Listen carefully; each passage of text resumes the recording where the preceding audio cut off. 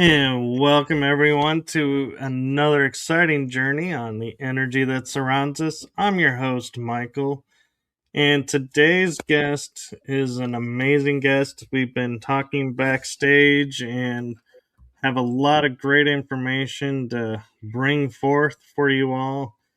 And so I am so honored and blessed to have her on the show as a guest. And fingers crossed because she gave me the pronunciation of her name. So I'm hopeful it's still in my brain and will come forth. I've been practicing it. So here we go. I give you the one, the only empathic quantum extraordinaire, Anja Zubair. Almost. Almost. It's Anya, yeah, but Anja. yeah, almost there, but all good. Thank you. Nice to be here. Well, welcome to the show and thank you for being a guest. Yeah, thank you for inviting me. And so, for those who may not be familiar with you, your journey, and your work, do you mind giving a brief explanation or introduction, so to speak? Yeah. Oh my gosh, what can I tell? So human brains usually, it's like, okay, what was before and what is now? Yeah. So I can say I was a corporate recruiter, corporate headhunter, and today I'm an energy activator, a purpose mentor. I support empaths to transform their sensitivity into superpower. And I'm also recovered people pleaser. I was a massive people pleaser. So, yeah, and I like to talk about that. So, I'm looking forward to today. I have to say, I used to be a people pleaser too, and I somewhat, I will admit, when I first started as a podcast host, was a people pleaser because I thought that's what I had to be to make the show work. And so, yeah, why do you think it is that people easily fall into that trap of people pleasing? Because we were taught that it's nice to be kind, we have to be kind. And between kindness and people pleasing, it's a very, very thin line. Because when people they don't have their own strong personal boundaries, they can really deplete their energy, and they can get surrounded with a lot of people who are just taking, and they're just giving, and at the end, like, you are left with nothing. And I also teach people that you cannot pour out of an empty cup. So, kindness, being kind based on your essence, when you know that you are a good person, that you are a kind person, and you are overflowing with everything, and you are being kind and you are helping others, is completely different than when you are struggling, when your cup is empty and you think that you have to help others because you're supposed to, that's completely different energy. So yeah, I used to be I used to be the one that was doing everything for everyone, just to be liked, just to be accepted, just to belong somewhere. But I'm not doing that anymore, and my life is so much better now. Well, good. And for people who may not be aware that they are in the people pleasing mode, what do you feel like are some signs that if you notice these patterns, yeah, you're in the people pleasing program and Yeah. need to get out? Well, recently I wrote this article about 5 shadows of empaths. Because empaths and highly sensitive people, like, we really feel a lot. And sometimes we feel things that they are not ours, but we just, we take as they are ours. So, um, 5 shadows of empaths. Yeah. First is definitely escaping into fantasy world. When something is yeah, when something is not wrong, but when something is hard in our life, and we are on the spiritual path, and we see things, we feel things, and we start escaping in different realities, in different dimensions. And then the second one is yeah, lack of boundaries. Then the third one is really this people pleasing. People pleasing, that means that you are practically, that you are putting everyone else before you. Yeah, like you, I'm not gonna go into this conclusion that, oh my god, you don't love yourself. It's not, I mean, it is, in essence it is, because if you don't love yourself, you cannot love anyone else. Yeah, that is the fact. You cannot love anyone else because you don't have the capacity to love anyone else if you do not love yourself.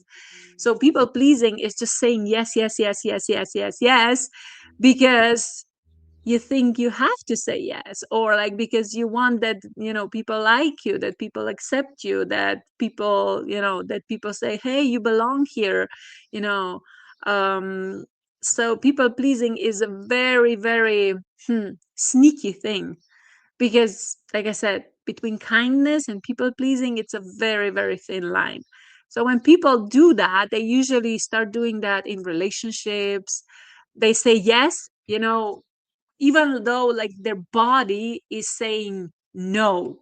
Like you feel that you don't want to do something, but you say yes because like you don't want to be, you don't want that people say, oh, he's so mean, or rude, or yeah, yeah, you don't want to offend anyone, or you don't want that people think something bad about you. So that's why you're saying yes. And on the other hand, in working environments, you are saying yes, yes, yes. You are, accepting projects, or you are just, staying quiet when people are putting down, or like when, they are talking shit or whatever. So all this is people pleasing, and all this is destroying our soul. And I'm here to, yeah, to raise awareness about that, because I used to be like that. And it nearly destroyed me, but it didn't, because I'm still here. No, and I'm glad it is. And I'm noticing, is that a Merkaba behind you? It is. Yeah, it Okay, is. And this one is my own. So that one I didn't paint. This one I bought, but this one I painted. very cool. It's almost like this flower of life mixed with a bunch of other symbols within it. Yeah, I also channel light language in various different ways, forms. So that was kind of one of the episodes that came through. Very cool. And I'm kind of curious because you talked about in your topics, one of them that kind of jumped out at me because it's something that we talk about, but not in this way. And so, what I'm talking about is radical self love. Hmm. I've always heard people talk about self love, and yes, this is how you have to heal this and, find your inner self love and bring that about. But I've also heard of like radical forgiveness, but I've never heard the term radical self love. Yeah, this term came through very recently. I mean, I've been on this journey, self-discovering, and how can I say, self-fulfillment journey for quite a while now.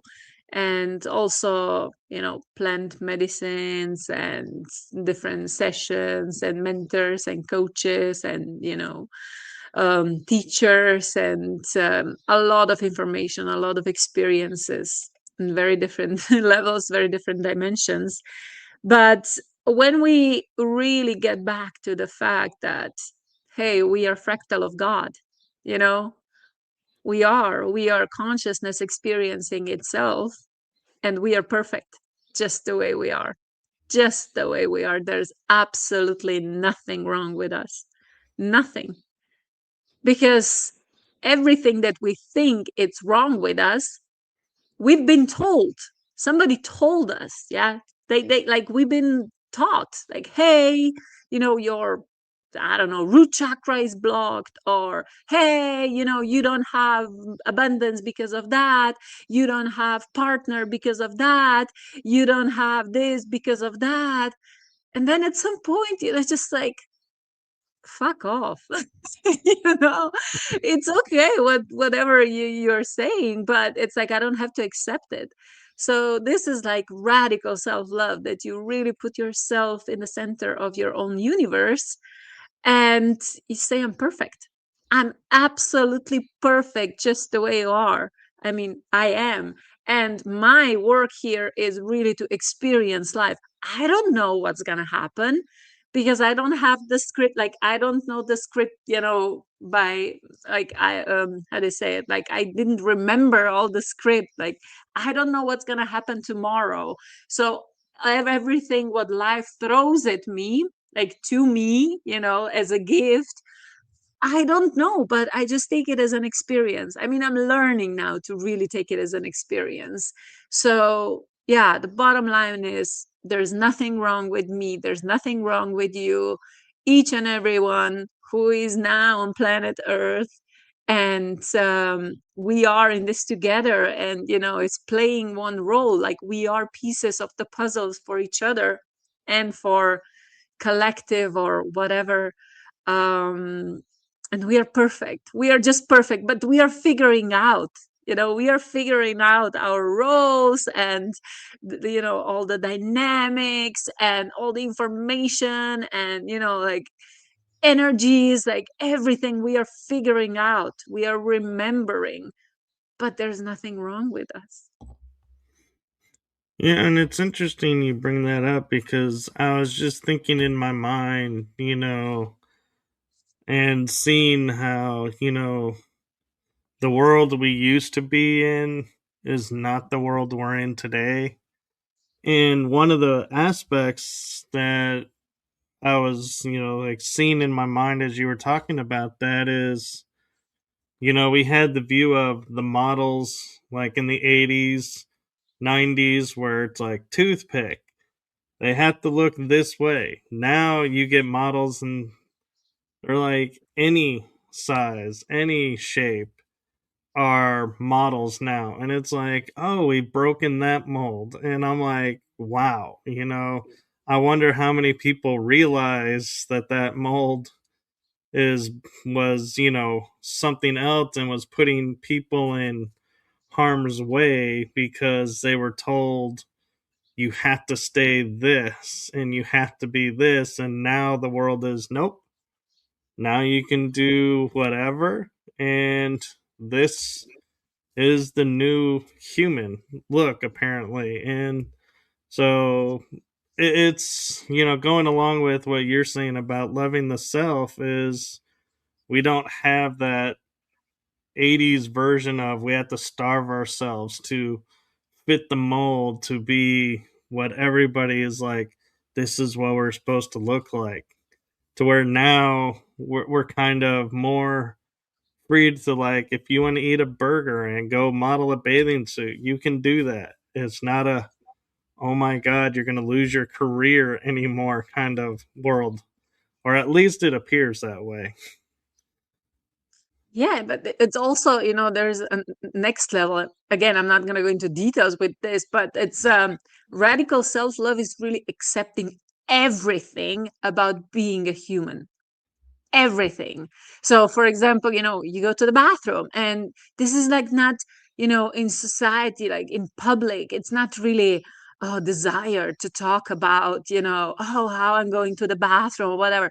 Like, we like, we are human, that's completely normal, but who said that this is wrong, or like, who's, it's not appropriate, to speak, to show, to whatever. It's like, come on, you see, this is radical self-love, to really really accept on all levels who you are, because we are here now as human beings and we are freaking perfect. And just ask, like, what is wrong? Like, nothing is wrong. We're just figuring out like why we are, different from each other. And like, I have this gift, you have that gift, I have this, you have that, I look like that, you look like that. But that doesn't mean that something is wrong or right, you know? So in my perspective, again, I'm sharing my perspectives, like based on my experiences, based, like in the world I live in. That doesn't mean that everybody else needs to see how I see it. But yeah, I'm so not gonna shut up about my perspectives, No, especially if somebody asks me.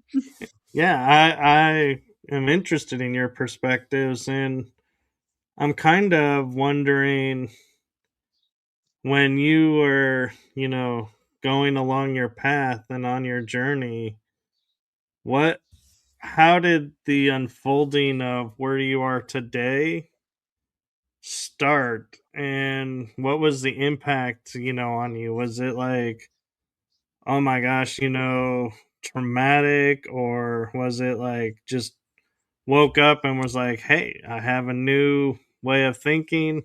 This is how it's going to work. And it unfolded. Uh, wow. Okay. I mean, as long as I remember, like when I was, a little girl, I was always interested in space. Always, always, always. So, that was kind of one sign that, like, oh, I was like dreaming, oh my God, like a spaceship will come and they will pick me up and they will take me back home, because there were like this serious, like TV shows. Do you remember Alf? I don't know if you had Yes. it. Yeah. Okay. So, Yeah. like the gray, I mean the brown creature that lived with that family. So yeah, we were watching that, and He that was always kind of wanted to eat the cat. exactly, yeah. The ones wanted to eat the cat. So, but okay, that was like when I was, really, really young. But when it started, it was like I think it was 2005.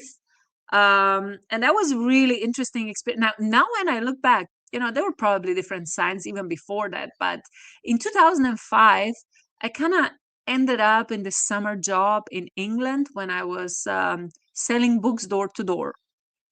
And it was kind of weird story how I ended up there, but anyway, it's like I ended up there, like, first of all, like we had this training camp, like a boot camp, uh 1 week before they sent us out, before we actually went knocking on doors. So it was like a week of training.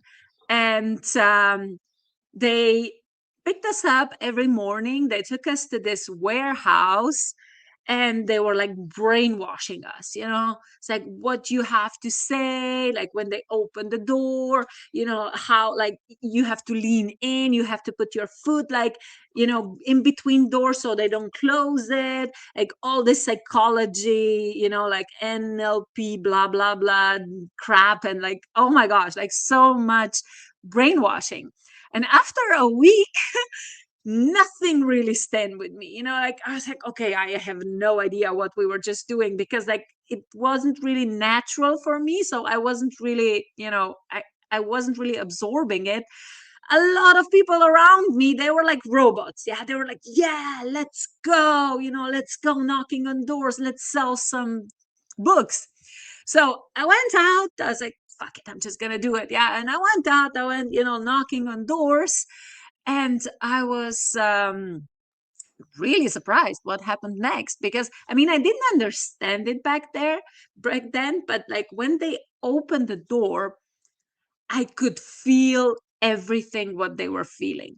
So I felt their, sometimes their anger, despise, like they were like, who the fuck are you? Blah, blah, blah. Some they were nice, but annoyed, because like I was in a very specific area, where we were like in this very, very little English town.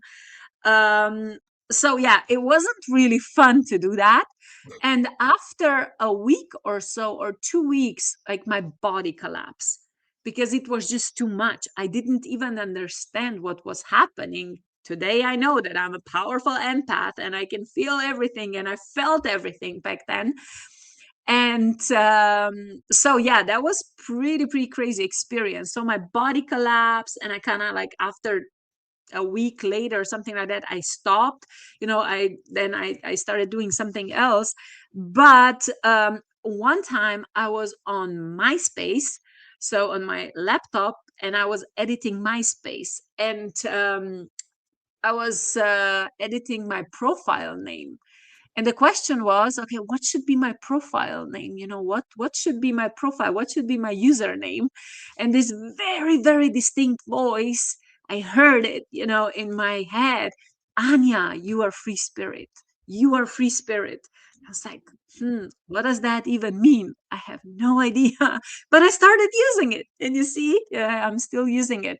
But yeah, that kind of opened up a lot of stuff, because like I wasn't really aware what was actually happening, but I was like, I became more and more rebellious. Like I really didn't fit in, in all the frames, like society frames, or later also, in education and stuff like that. And then 2017, I mean, even before, a lot of stuff happened, but 2017 I had my first past life regression.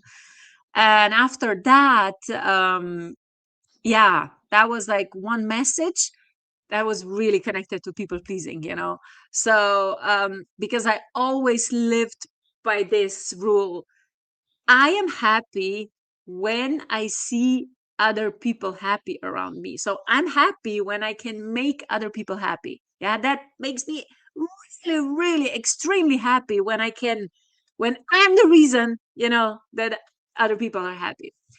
And the message that I got from my guides, and like on the other side, was, yeah, that's not gonna work. This is not sustainable. This is, you have to change that. And I had no idea, again, what does that mean. But soon I realized, because like my life started collapsing, my life started crumbling, my health, my friends, my work, my everything, my relationship, everything fell apart. So I was, I don't know, I wasn't really using the word healing. I started kind of using word healing when I started with sacred medicines, when I started with plant medicines. That was like in 2023, I think, something like that.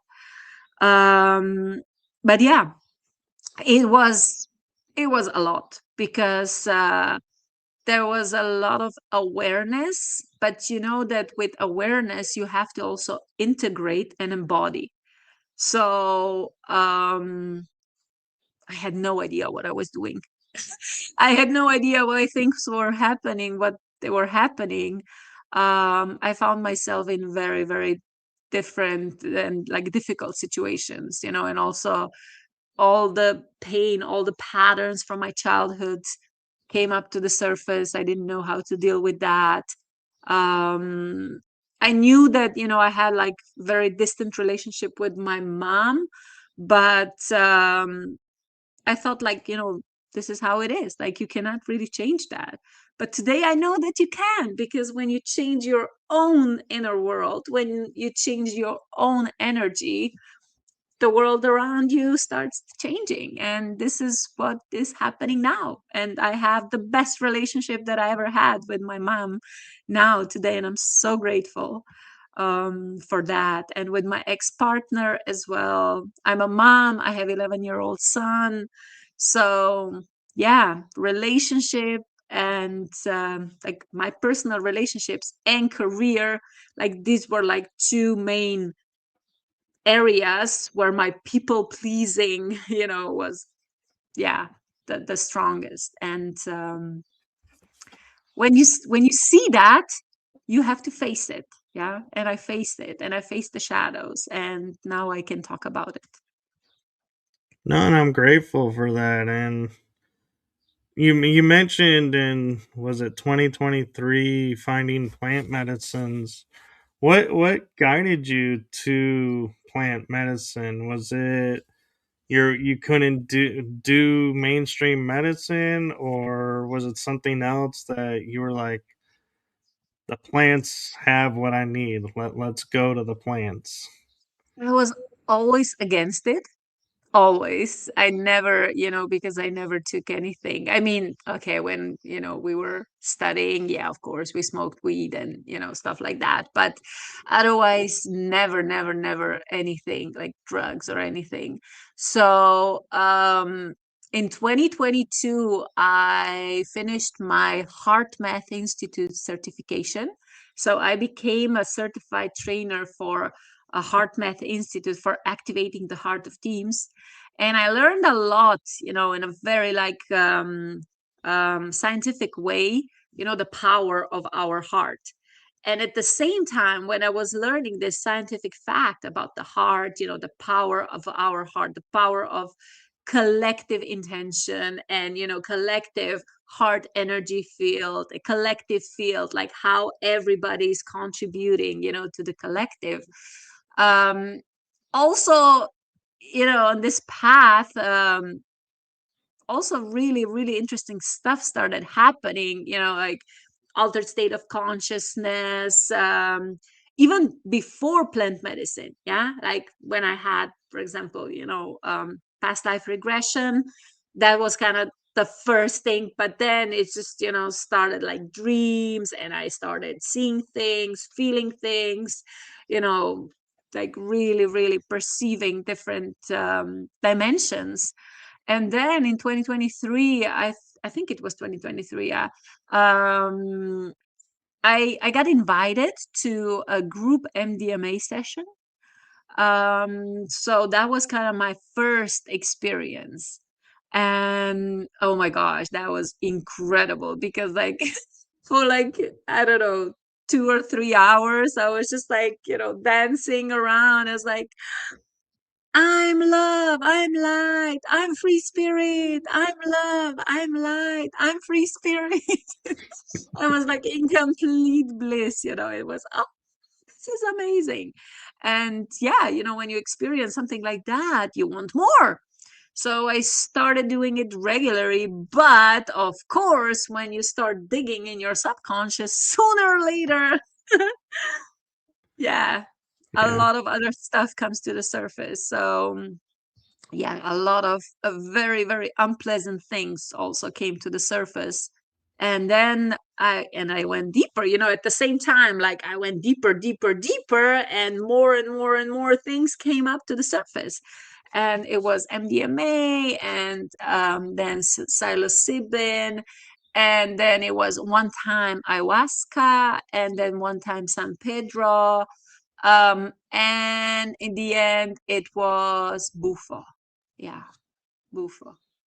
So it was pretty intense, but I don't regret anything. Not that regret, but what I learned from all this, it's all about integration. It's all about integration. Like whatever you see on these journeys, like you see it for a reason. And this is like, you have to do something about it. Like when you face certain situation in your life, like, in your physical life, yeah, like you can use the awareness that you got on these journeys. Sometimes like they make no sense. And I didn't understand. I didn't get everything, like what I was going through. But yeah, I kind of learned how to really observe myself, like how do I feel in certain situation, and really start regulating my nervous system, connecting to my heart, really being aware of my role in a collective field, and what I want. Yeah, like that was the main question. Like, Anya, what do you want? Like, what do you really want?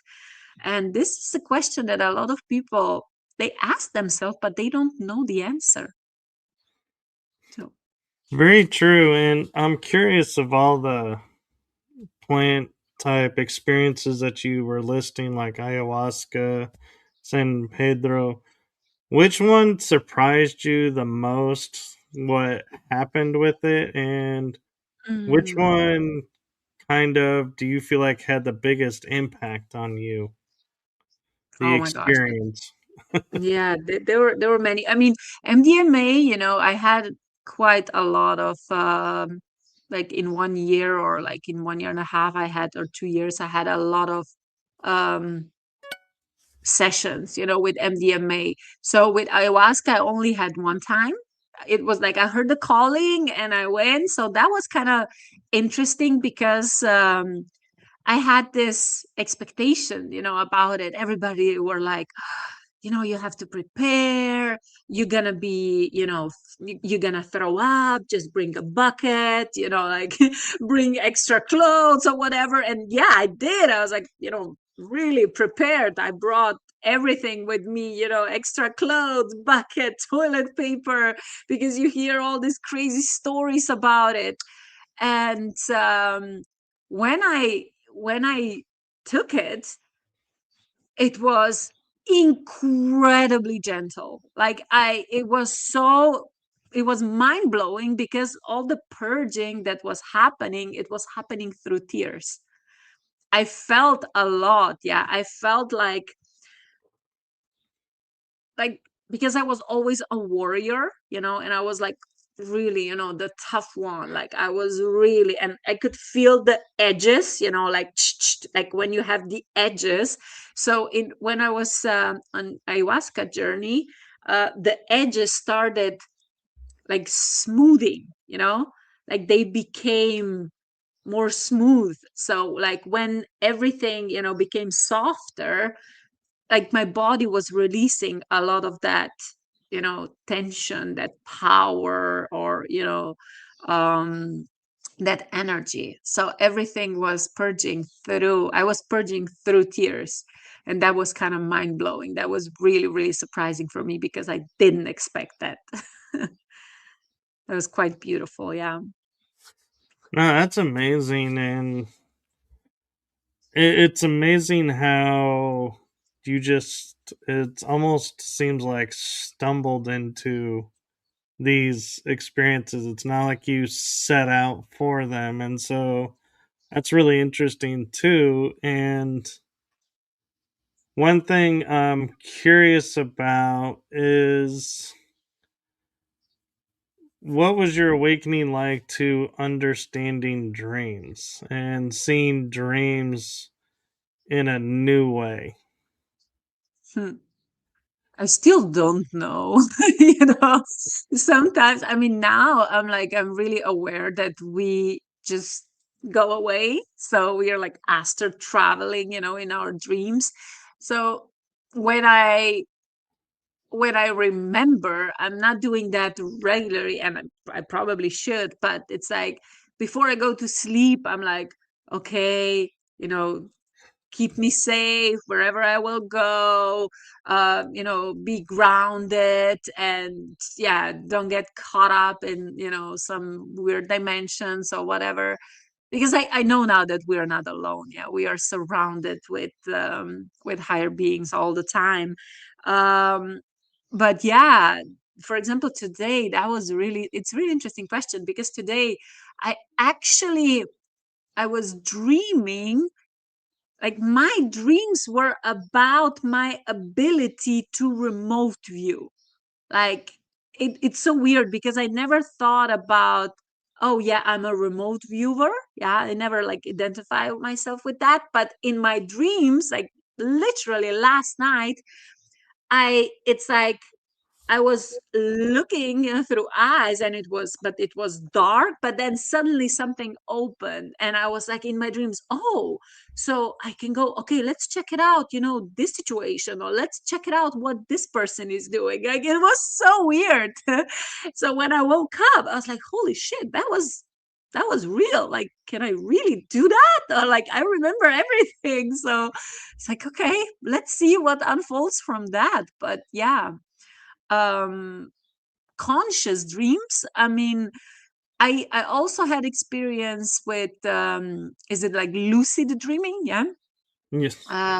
Lucid, yeah. So basically, um I knew what I was doing. Yeah, like I could I was making decisions in my dreams, and I could really, I was kind of guiding the flow of my dreams. But sometimes you just, yeah, you are just thrown into this crazy world or whatever story, and then in the morning it's like, okay, what the fuck, like I have no idea what happened, but it's like, yeah, okay, I'm good, I'm awake. So I cannot really say that I'm an expert in dreams or I have like complete control over them. Um, but I know more about myself and about, the process than, for example, I used to, like, I don't know, like 10 years ago or something like that. So when you look at dreams, do you look at like what's happening symbolically, or do you just look at it as experience and get the insight that way? Both. Yeah, both. Sometimes, like when I feel there is some kind of meaning, there is, okay, there, it's some kind of symbolism, but otherwise, I'm not really looking for a meaning. It's like, oh my God, I saw this. Oh my God, now I have to look up, what does it mean? Like, I'm not really doing that. It's really just how I feel it. Like if I feel that they are carrying a message, it's like, okay, what is the message? That, I don't know, I ask my intuition, I ask my guides, or and I get an answer sooner or later. But it's really interesting when you wake up and you remember the dreams. Yeah. Yeah. So, yeah. So that means that that they are real, that you were somewhere, that you were a part of it. And I'm curious, what advice do you have for people around dreams that they either are the mindset, oh, because I had this dream, there's meaning and there's symbolism in there, so I gotta go look it up. Like seeing a wolf with a dragon. Oh, what does the wolf mean? What does the dragon mean? What is the symbology of them together? Versus just being present and it's an experience. You know, Yeah. how I people think will take everything to one extreme or the other. So, what advice do you have for people when looking at your dreams? But I'm not going to say it's only about dreams, yeah. But for example, whenever we are observing something, we are observing through our own filters. And I usually let's see this example: a bee, yeah, the animal, the bee, yeah, flying from flower to flower. And for one person, a bee is like, oh my God, so cute, amazing, spiritual animal. Oh my God, incredible, incredible. Yeah. So it's like really this positive connotation, positive perspective. But for somebody else who is allergic to bees, for example, like they are deadly afraid of bees, it will be completely different meaning. So different perspective. Same animal, same concept, same thing, but completely different story, completely different meaning, completely different perspective. So we cannot really, you see, there are different levels, there are different perspectives always. So whenever we are observing something, just just ask us ourselves, like, what does that mean for us? What does that mean, for me in this very moment?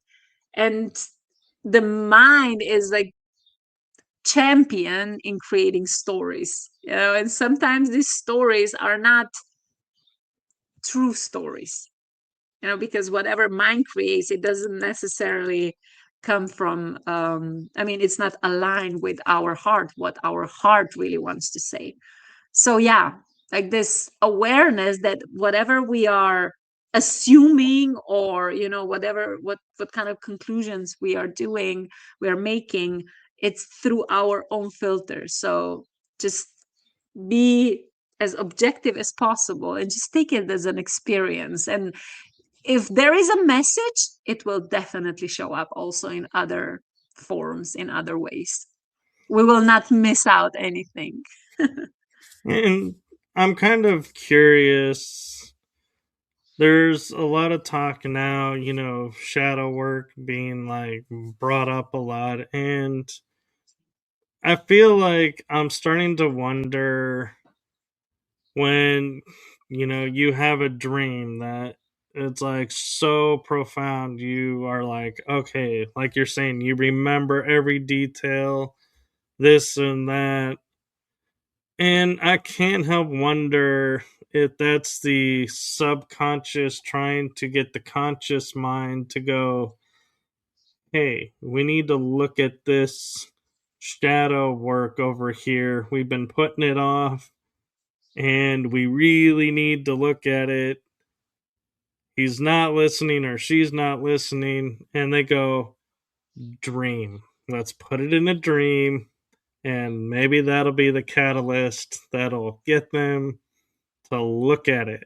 And so, do you feel like that ever happens? Yeah, absolutely. It happens. But like I said, I never stress out about what it means. So it's like whatever happens, it's like shit, like now I'm on this mission to, explain what does it mean, or to get the answers.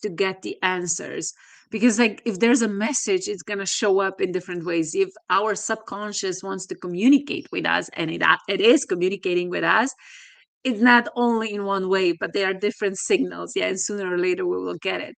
So yeah, I know a lot of people who are stressing out about, what happened in dreams, or like, oh my God, I was dreaming this, I was dreaming this, I was dreaming this, like that's a bad sign, that's this. And like their life gets complicated because of that. And I don't think that's the main purpose. We should really make our life easier, not more complicated and just like stressing out about things that don't really matter.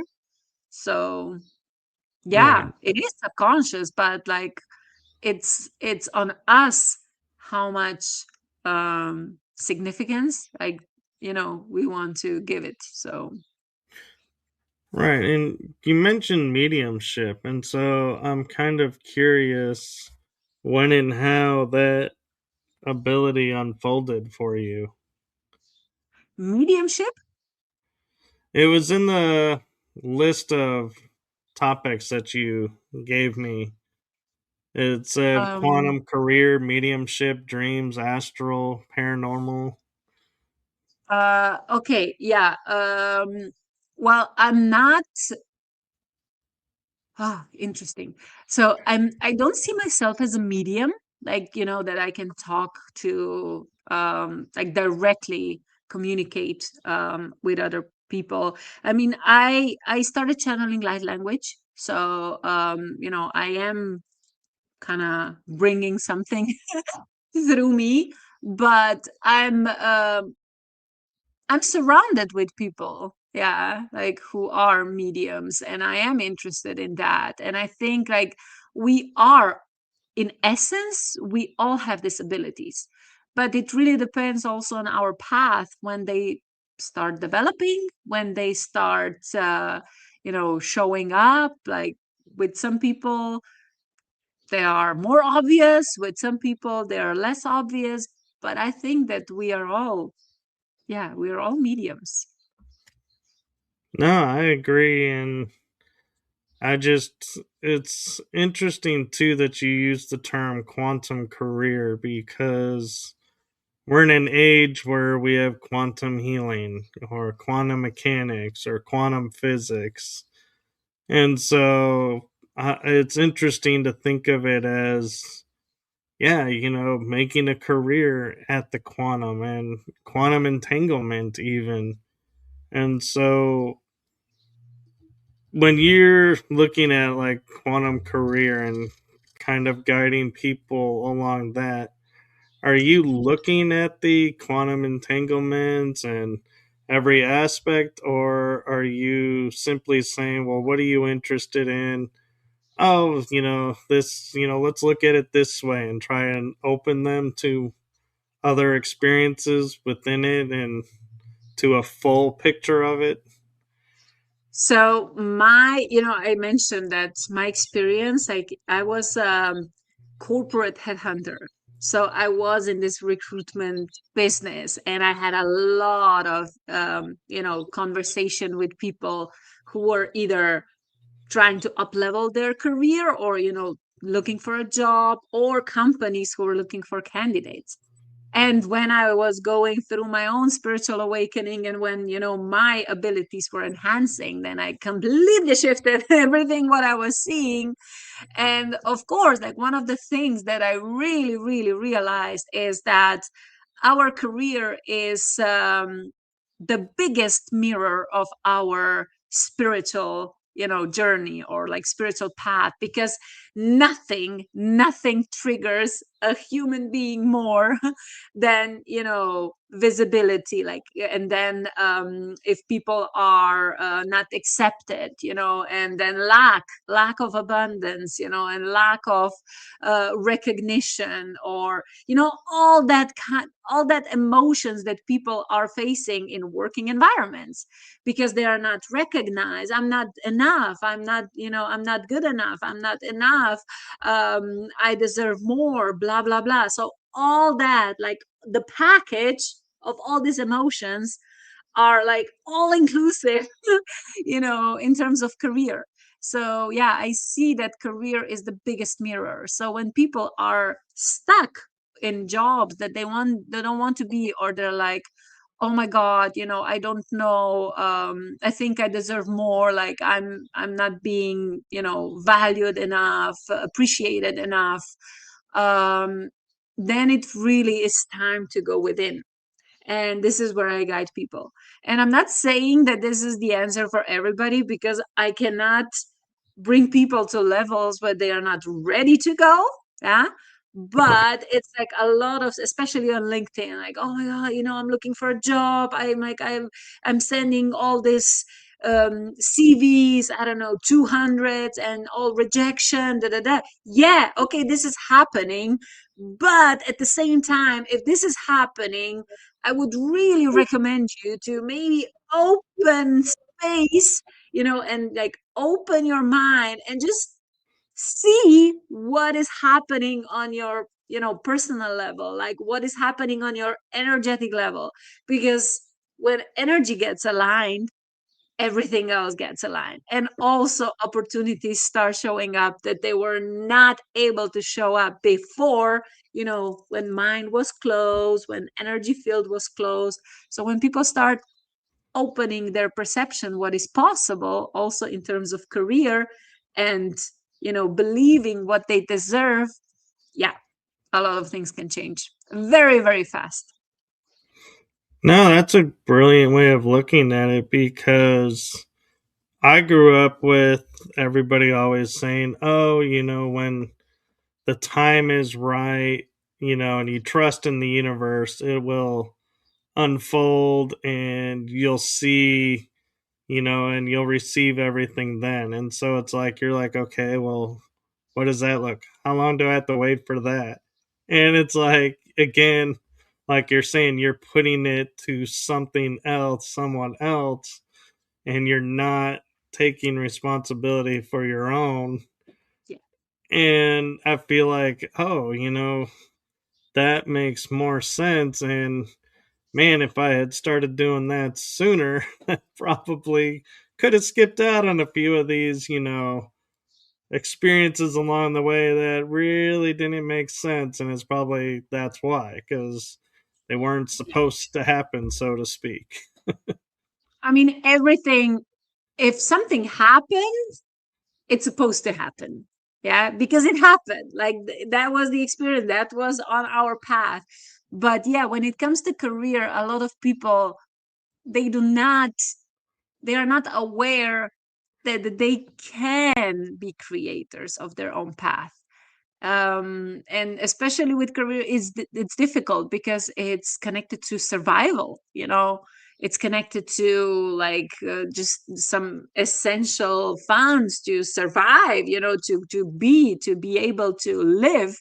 Because without money, like now, like you cannot really, live in this material world.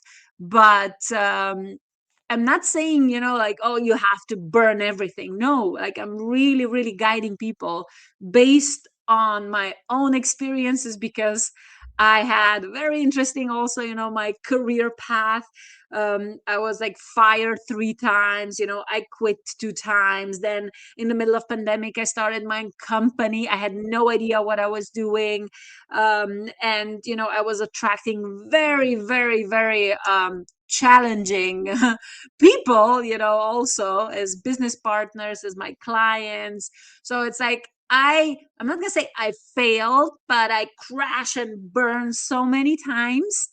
But I also have risen up, as a phoenix. So I know a thing or two about career empowerment and personal empowerment and jobs, and how to present themselves, how to align energy, how to really show up as who you are, including your inner abilities, including, as psychic abilities on CV, and like in this like normal jobs or whatever.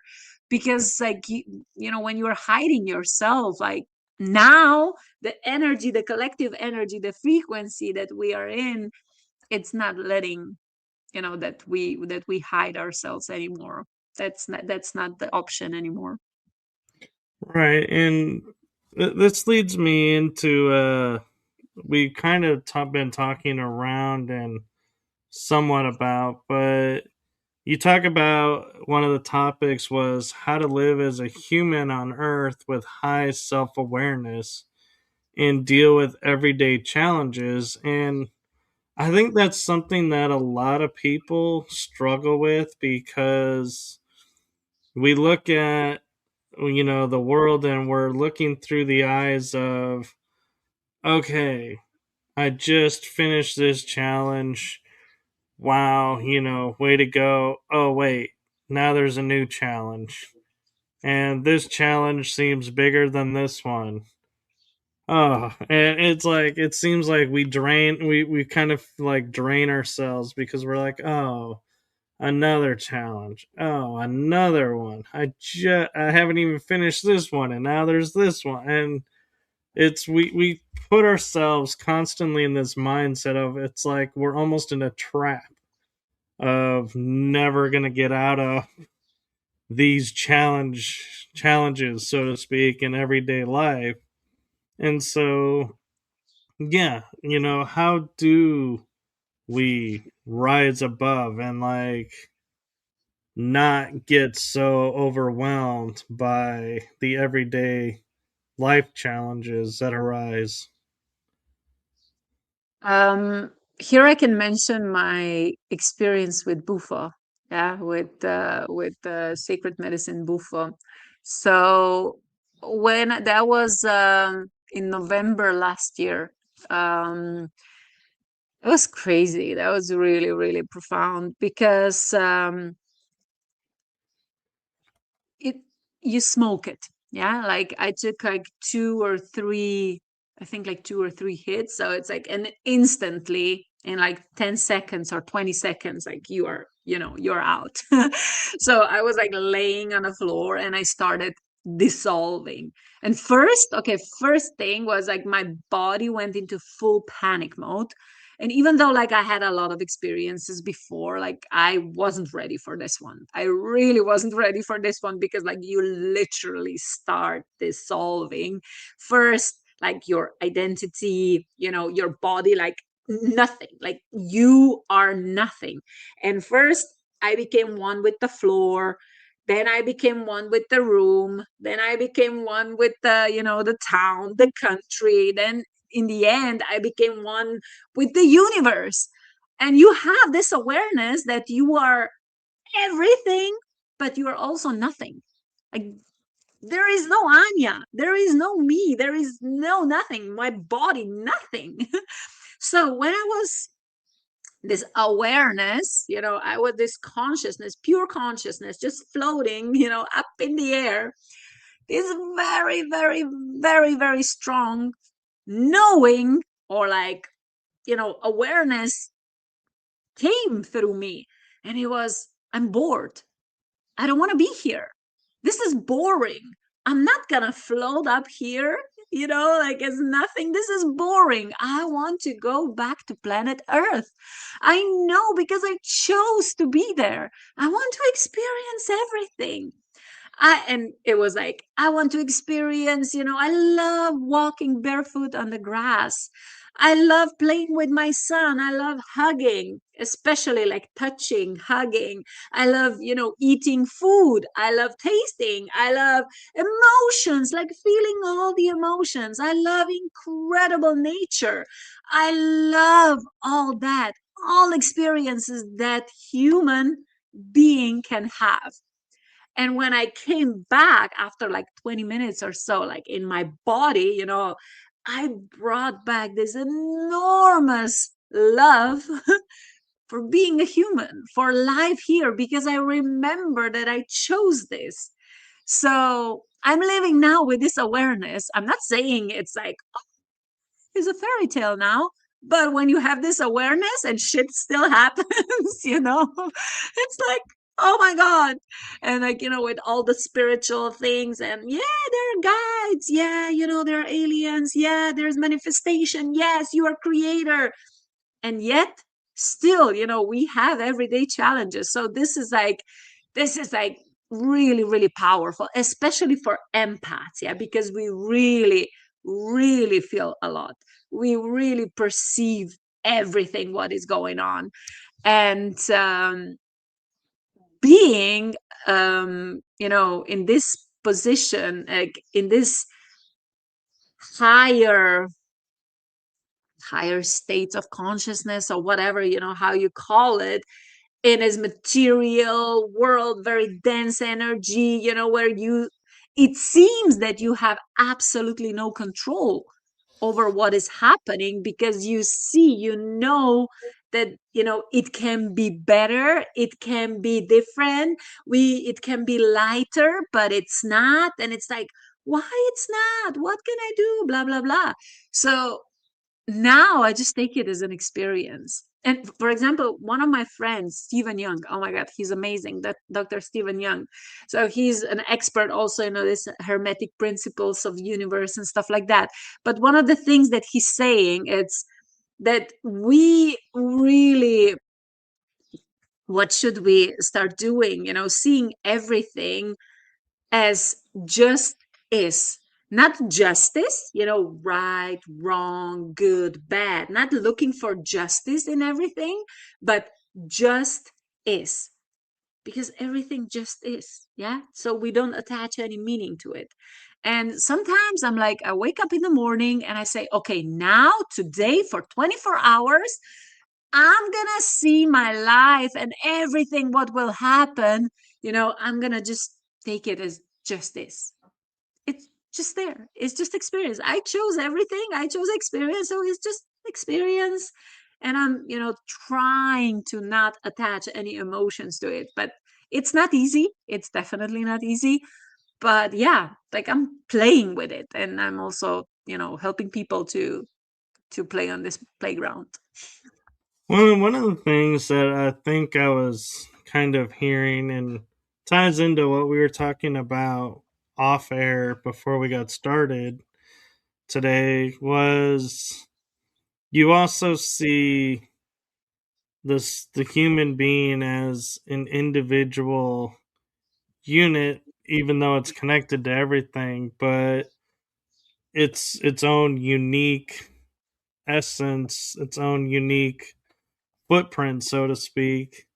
And so I feel like that's why on this earth realm, when we have people that are like, oh, this is how I, did this and I did that, and, examples, like diets or different, like, thought patterns, rewriting thought patterns.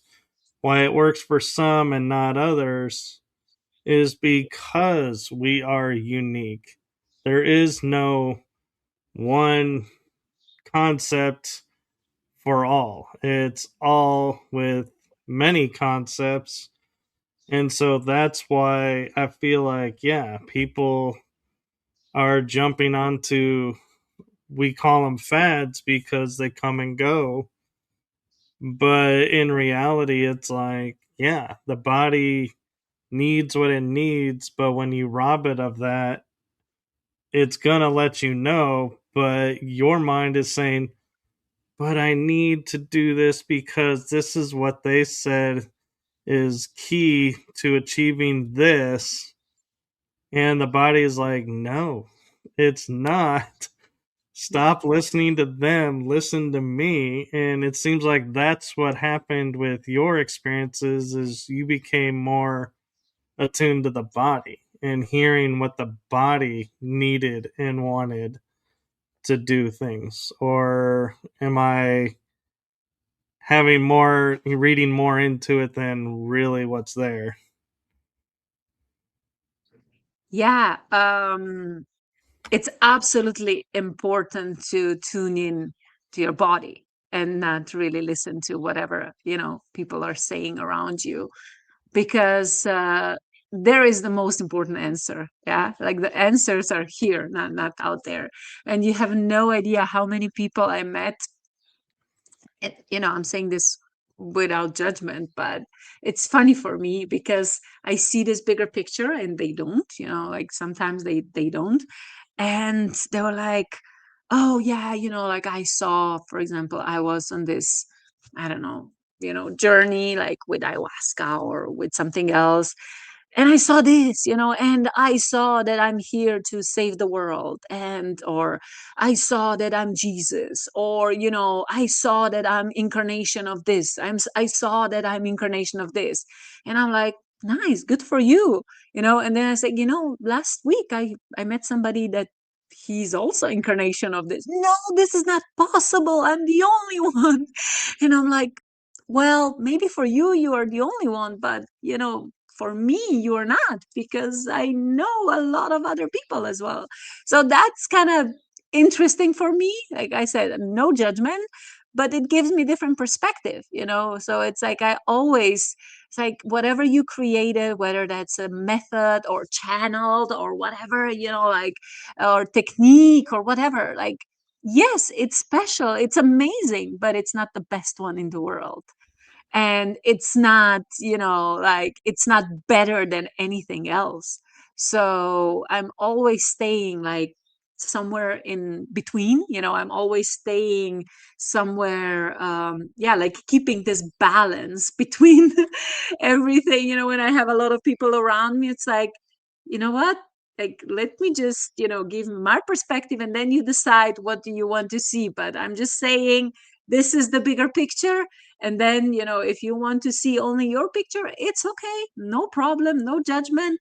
But this is my perspective, so you can take it or leave it.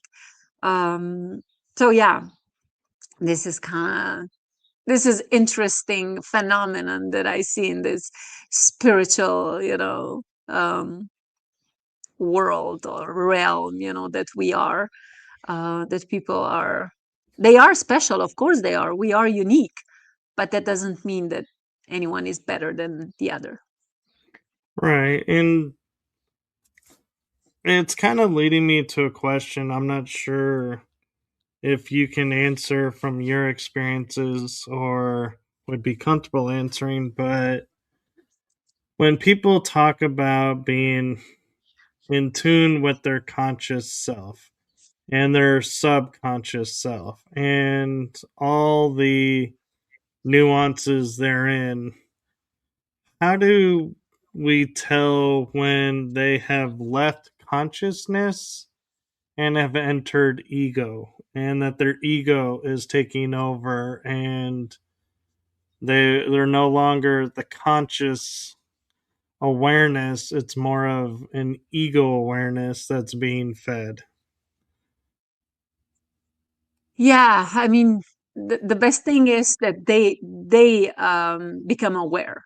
Yeah, so like they know the difference. I mean, in the end, everything is the same. Everything is the same. It's just a coin, but like two different sides of the coin. But I always ask them, like, okay, what is your heart saying and what is your mind saying? Yeah. So if you, for example, if you ask your mind, or if I just ask you now, what is your desire? Like, what do you want? What do you want? Your mind will give you answers, like 1,000 answers. Yeah. Like if I ask you, like, what do you want, Right. Michael? Yeah. What is your goal? What do you want? Yeah, that is one question. You don't have to answer it by now. But for example, and I have like an exercise that I can take you through your heart and connect you to your heart intelligence. And when I ask the same question, your heart, it will give you a completely different answer. So you see, this is kind of one way to show them so they experience like how they are feeling when they're answering the question, you know, based on what the mind is saying, and when they are answering question based on what their heart is saying. Because heart, that's always your soul. Yeah, that's like your, you know, subconscious or whatever. But um I try not to judge even when I speak to people. It's not always their ego or whatever, but it's just the level of awareness, you know, because like if they don't have information and experiences that I have, they have absolutely no idea. They cannot have the same perspective as I have, but they have different one because I wasn't living their experiences. You know, they have different filters. I have different filters. We all have filters. So yeah. And I also have ego, you know, like I mean, I'm aware of all parts of myself, and there are a lot of that I'm still not aware of, but everything that came up to the surface that you know, faced them, I am aware. And, you know, I'm talking a lot with my inner child. Yeah, also, you know, things that show up and I'm like, oh, what the fuck? You know, I thought that this is gone already, but no, it's still here. It's okay. So I think like the most important thing is that we embrace it, that we do not judge it or, you know, say this is bad, this is wrong, this is not how it should be. But just accept it, because like when we accept it, they lose power over us. That's true. And I've recently come aware of something, and I don't know if it's just my mind trying to complicate things or what, but I look at like people and they're like, yeah, I've done shadow work as an adult. I've done inner child work. And I'm like, okay. Then I look at the situation and I'm like, well, but I never really hear anybody say, oh, I did this inner teenage work or inner young adult work if they're an older adult. And so I always, in my mind, I'm like, do we solve everything as the inner child and adult, and whatever happened as teenage young adult gets fixed from the inner child? Or why do we not ever think we need to look at those times in our lives and heal wounds there? Yeah, interesting question. I mean, it's all programming. Yeah. All the terms that we are using is just another bullshit, you know? It's just like the terms that we are using. So again, I don't care, like, you know, if I name inner child or shadow work or whatever, you know, somebody said something one time or a few times, and now it's just like this law, you know, it's just like something that people should use. But I don't see it like that. It's really like there are no one size fits all. And the healing, like what is healing anyway, you know?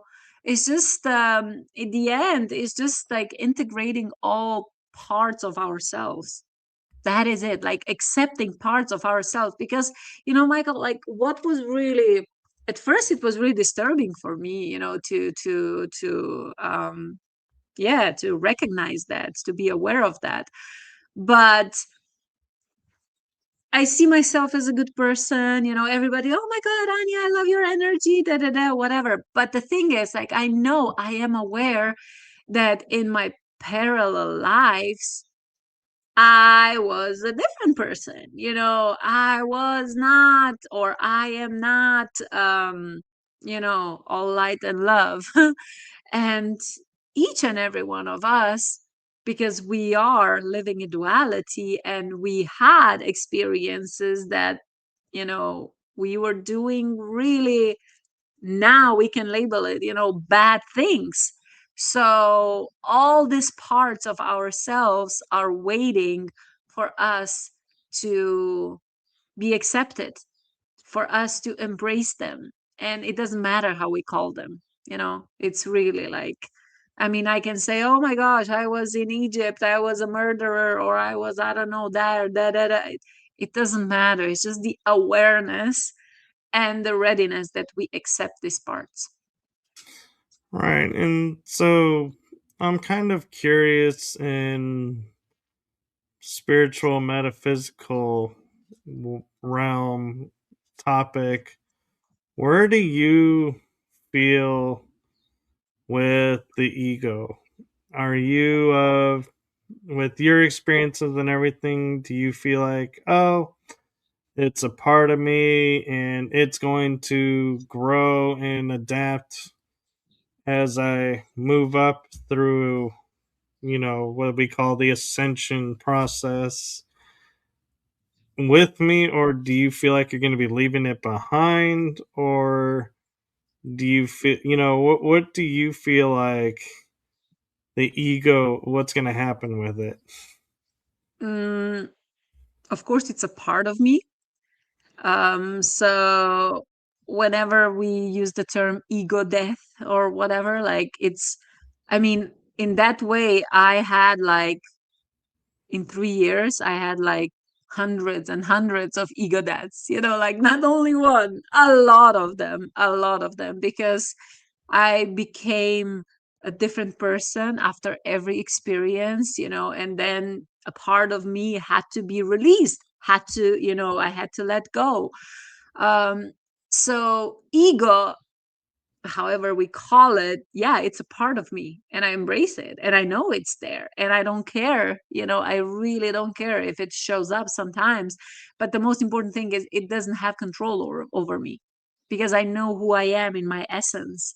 And of course it shows up, of course I'm like, I also like react. It doesn't, I don't know, like we can go into details in what way ego shows up, but I'm a human being. Yeah, I'm a human being, I'm a mom, like yeah, of course I find myself in situations. It's not only like light and love and blah blah blah, but ego is trying to protect us all the time. And sometimes we find ourselves in situations that we haven't found ourselves yet. So of course, everything what is unknown, it's like it's protecting us. And yeah, I just take it as a part of me. I don't see ego as something bad.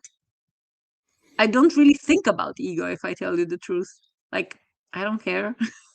It's there, it's part of me, but I know who I am. So, like, party on. Like, there are thousands of different parts of Anya. So, yeah, let's have a party. No, that's brilliant. And I'm a little curious, talking about doing this work and, everything and with how it's unfolded. What would Anya today, would you want to go back and say in what you viewed in your childhood as your hardest day? What would you go back and say to yourself in that moment? You are amazing, you are incredible, you are here for a reason. Just do not stress out, and love yourself, and everything's gonna be okay. Everything's gonna be okay. but this, that I'm really amazing, unique, fantastic. I'm here for a reason. The world is really, really a better place because I exist, because each and every one of us exist. And I'm never alone. I'm never alone. I would say you are never alone. You are always, always surrounded with love. So yeah, because I always felt alone and I always felt excluded, and I never fit in. But this is our superpower, and especially when it comes to sensitivity. So it's like, um I was always too sensitive. I was always too much. But it's like, no, you're not too much. You're exactly the way you have to be, like, to be perfect. So the world needs me this way. Very true, and I love that. And we talked about, you said, aliens existing and everything. I'm kind of curious with all your experiences if you've come across the term like star seed or hybrid, and what your thoughts around that is. Like, do you feel like you are, or do you feel like you don't know, you don't have enough to answer that? Well, again, starseed is just a term. Yeah, like we created this term and like we gave it a meaning. But okay, let's use the word starseed. Yes, and because I know, because I saw myself in different planet. I know that I'm not from here. I literally saw a spaceship, also in my, in my altered states of consciousness journeys.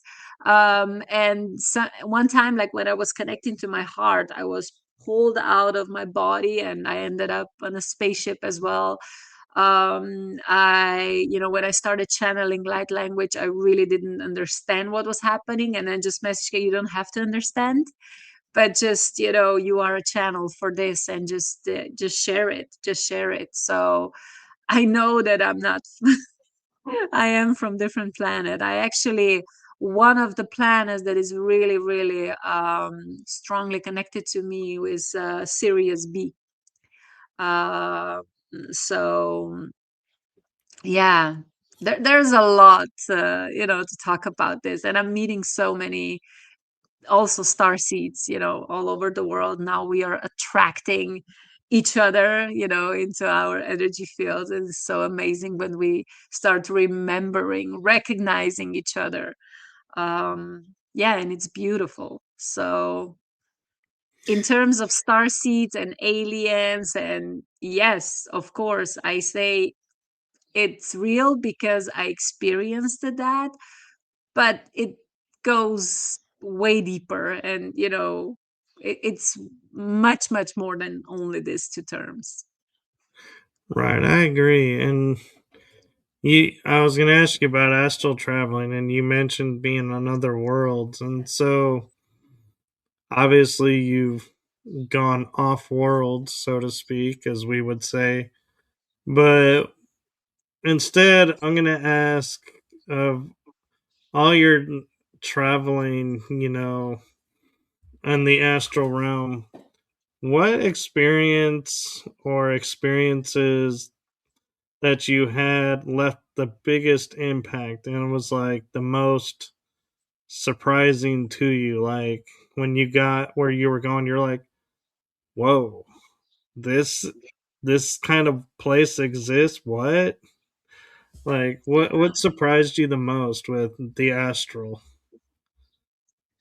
Yeah, I had a lot of these experiences, and then it was a little bit too much. So I really, like, I always had a lot of problems. You see, I didn't understand, but then when I was kind of, becoming more and more aware of these processes, I realized that I was not grounded.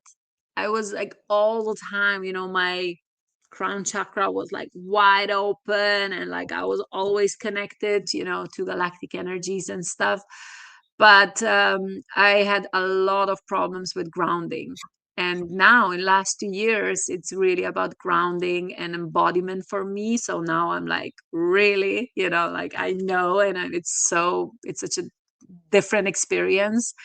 And even now when I say, okay, after traveling or whatever, it's like I don't really surrender, but it's like, okay, it's just like, okay, yeah, this happened. Like, and before I was like, oh my God, like I was really into it, and I wanted more. I wanted more. I wanted more. And yeah, one of the things, for example, when I was pulled out of my body and I, found myself on this spaceship on like a medical table, but I wasn't afraid.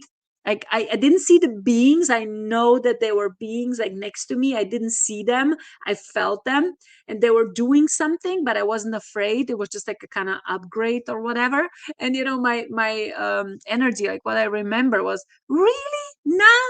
You're doing this now? I don't have time. Come on, leave me alone now. Like, why did you have to pull me up now? So it's like this always when I find myself unexpectedly in some other realm without plant medicines or whatever, just so randomly in meditation or whatever. It's usually like that. Come on, like a lot of humor, a lot of sarcasm. Like this is kind of my energy. And uh I don't know, what can I maybe, yeah, one time I really found myself on this planet with a lot of water, and I saw some crazy beings walking around. Um, like I said, I was never afraid. It was never like that. It's just like I found myself there, just like, okay, yeah, we want to show you, this exists. Okay, cool. That's it. Let's go to the next one. No, But yeah, that's really cool. That's really cool. And we have about 7 minutes left. And I cool. know you have another appointment. So, in respect to that timing, what do you have coming up that you would like to promote, or do you have any books that you'd like to promote? So thank you for asking. Yeah, first of all, oh my God, I would really like to share information about my school community, Beautiful Badass Souls. So everything what I shared today, like we are also sharing there, but it's not like that I'm teaching anything, because I see every individual as, powerful being, special creator, and we are teaching each other. Yeah, I don't position myself as like, oh my God, now I know more than you. Yeah, but it's like I know what I'm doing. Like I'm really, really good at creating spaces where people get connected, like on a deeper level, and also that to co-create something, because I really like to create spaces for co-creation and for people to start showing up, because a lot of people, they're like, okay, I have nothing to show, I'm not special, I don't even know, I know that I would like to share something with the world, but I don't know what. Or it's like, this is the place. Yeah, you can show up. I have a podcast there which is called Spark of Inspiration, and you can get first time, like if you have never shown up yourself, like you can do it there. And then I share it also on my YouTube, and my LinkedIn. And so yeah, there are a lot of opportunities for really enhancing visibility. Amazing people are there, visionaries, really, really, really powerful individuals who are already creating things, who really support my mission as well.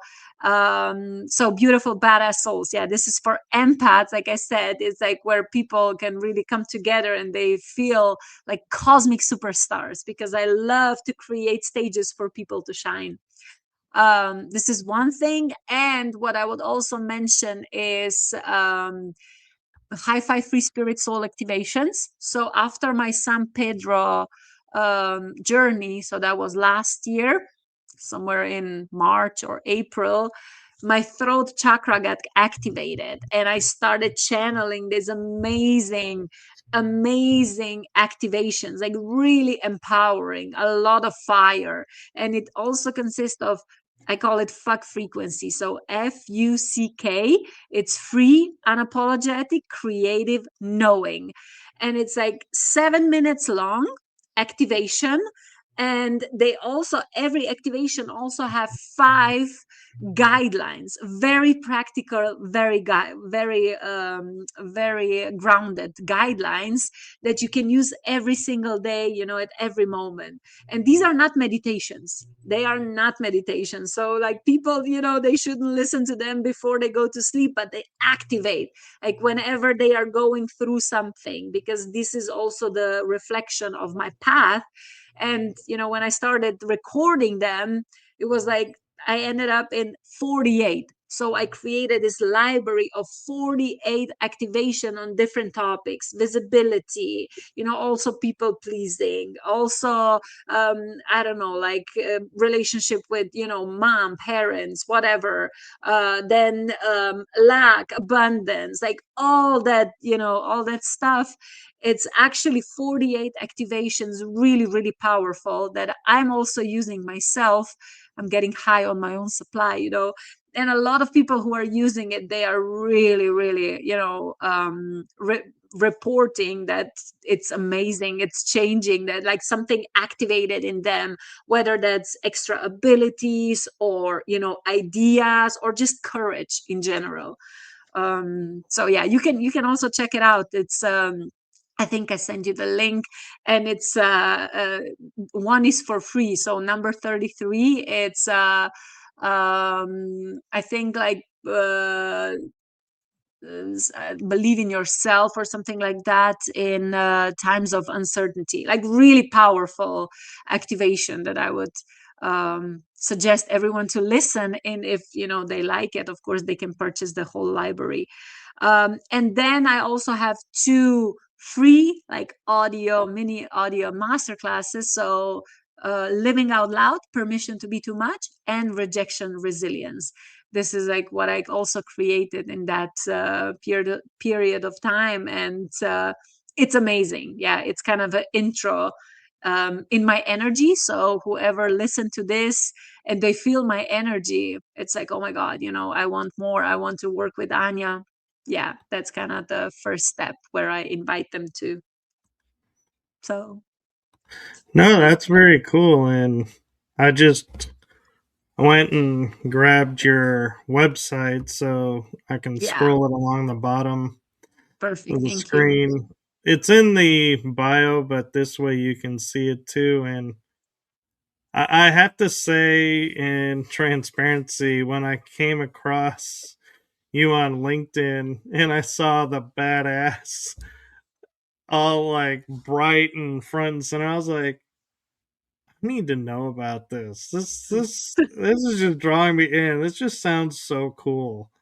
And so yeah, so I love the beautiful badass souls the title, because it's like it's so perfect. It's so It is. beautiful. And I want to say thank you for your time, and thank you so much for being a guest on this show. And I Thank you want to for leave. having me. I hope that you also got something out of it, because it was, I really enjoyed it. Thank you.